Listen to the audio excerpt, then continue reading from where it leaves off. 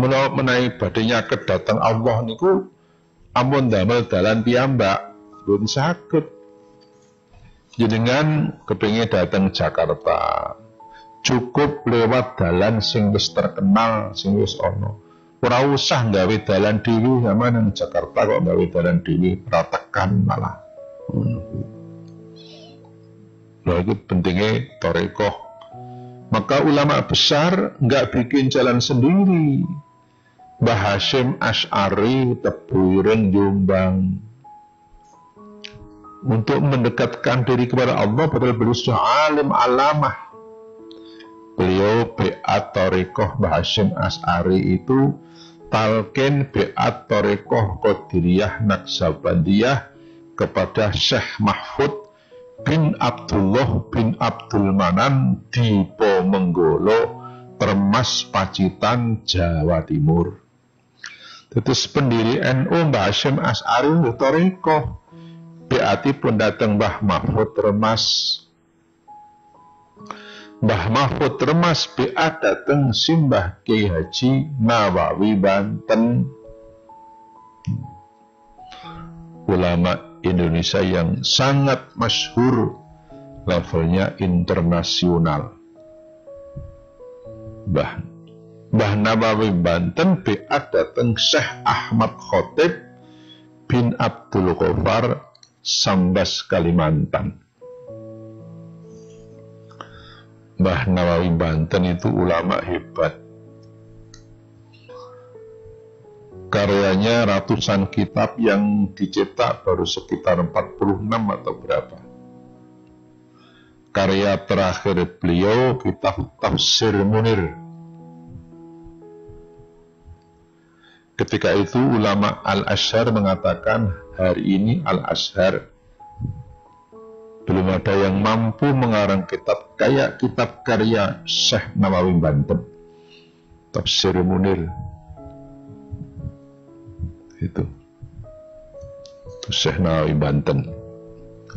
Bahkan ada humor yang lucu ketika Syekh Nawawi Banten selesai menyusun kitab Tafsir Munir, beliau diundang oleh kampus Al-Azhar University di Kairo, Mesir.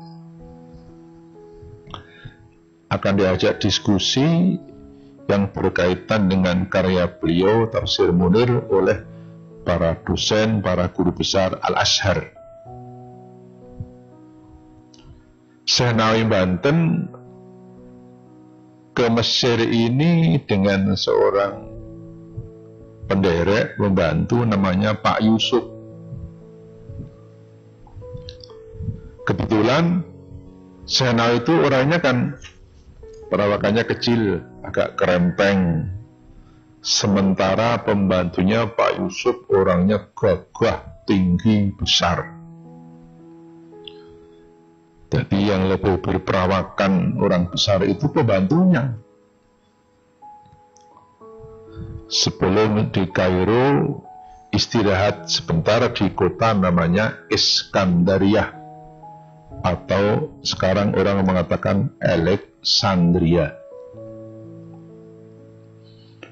Syekh Nawawi Banten bilang sama pembantunya Pak Yusuf, "Sob, nanti kalau masuk kampus Al-Azhar, kamu yang pura-pura jadi Syekh Nawawi, saya pura-pura jadi pembantu kamu." "Kok begitu, Kiai? Nanti saya ketahuan gobloknya." "Ya nanti saya kasih tahu caranya. Soalnya yang berperawakan potongan pemimpin kan kamu, bukan saya." Pak Yusuf itu pembantunya orangnya gagah, tinggi, meyakinkan. Terus potongan ini ngalim. Kan kadang-kadang ada orang potongan ngalim yang muternya manol. Itu. Akhirnya Pak Yusuf mengikuti apa petunjuk Syekh Nawawi Banten. Pak Yusuf pakai pakaian kebesaran ulama, sorban, kemudian pakaian kebesaran ulama dipakai. Syekh Nawawi jalan di belakang sambil bawa tas itu, persis kayak sales jalan-jalan. Masuk kampus Al-Azhar University. Protokol kasih pengumuman kepada para guru besar, para dosen, para ulama, para hadirin, segenap sivitas akademika Al-Azhar University. Syekh Nawawi dari Banten, Pulau Jawa sudah hadir di tengah-tengah kita. Silahkan menjemput dan menghormati Syekh Nawawi Banten, pengarang kitab Tafsir Munir. Semuanya pada berdiri, berebut, cium tangan, salaman. Yang diciumi tangannya itu yang tinggi gagah itu yang di depan. Pak Yusuf yang gagah tinggi di depan. Mbah Nawawi itu jalan di belakang sambil bawa tas. Ora kopen. Mesakno nasib pemimpin sing ora potongan, ora kopen. Mula potongan ki penting walaupun nggak wajib. Potongan ki penting, penampilan penting walaupun nggak wajib. Itu. Mbah Nawawi nang mburi nggo tas ya kok. Kemudian pada saat ke mimbar terhormat untuk menjawab semua pertanyaan, protokol kasih pengumuman kepada para guru besar, para ulama, para dosen, segenap sivitas akademika Al-Azhar University. Silahkan mengajukan berbagai pertanyaan yang berkaitan dengan karya beliau Tafsir Munir, karya Syekh Nawawi dari Banten, Pulau Jawa. Kepada Syekh Nawawi dipersilakan naik ke mimbar terhormat untuk menjawab semua pertanyaan. Naiklah ke podium yang gagah tinggi besar, yang gagah tinggi Pak Yusuf yang berpura-pura jadi Kiai Nawawi, tampil di podium. Assalamualaikum warahmatullahi wabarakatuh. Kepada para guru besar, para dosen, para ulama, segenap sivitas akademika Al-Azhar University. Sebelumnya mohon maaf, berhubung saya baru saja melaksanakan perjalanan jarak jauh, saya dalam kondisi capek, letih, payah. Mohon maaf, saya akan istirahat sebentar.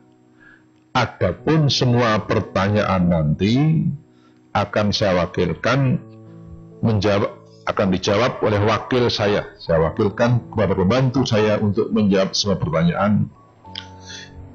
Saya wakilkan pada pembantu saya yang kecil ini. Tolong pembantu saya naik ke mimbar terhormat.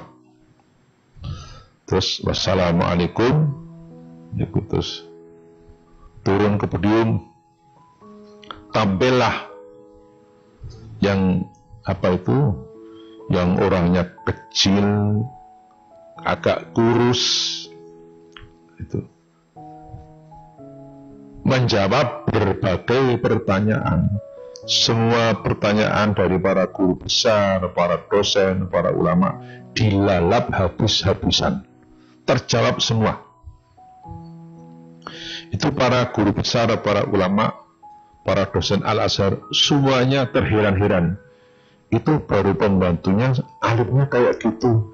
Kayak apa kalau yang jawab Kiai Nawawi langsung yang gagah tadi itu. Itu Syekh Nawawi Banten di tengah-tengah kesibukan ilmiah mampu menyelipkan humor. Itu kiai, tidak sepaneng kalau ikut kiai. Syekh Nawawi punya murid Syekh Mahfud Termas. Syekh Mahfud punya murid Syekh Hasyim Asy'ari Teburung Jombang. Syekh Nawawi punya paman namanya Syekh Abdul Karim Banten. Syekh Abdul Karim Banten punya murid Syekh Zarkasi Mirjan Purworejo. Syekh Abdul Karim punya murid Syekh Abdurrahman Syekh Ibrahim Gerumbung Meranggen Semarang. Itu. Ini biar dapat barokahnya Syekh Nawawi, kita mensejarahkan Syekh Nawawi. Beliau orang soleh. Orang soleh itu kalau disebut namanya, dibaca sejarahnya, turun belas kasihan Allah. Maka idza dzukira sholih nazalatir rahmah. Ketika orang soleh disebut namanya, dibaca sejarahnya, Allah turunkan belas kasihan. Maka sering-seringlah membaca sejarah orang soleh kayak Manaqib, Al-Barzanji dan sebagainya. Penting. Nah, ini sejarah Syekh Nawawi Banten. Beliau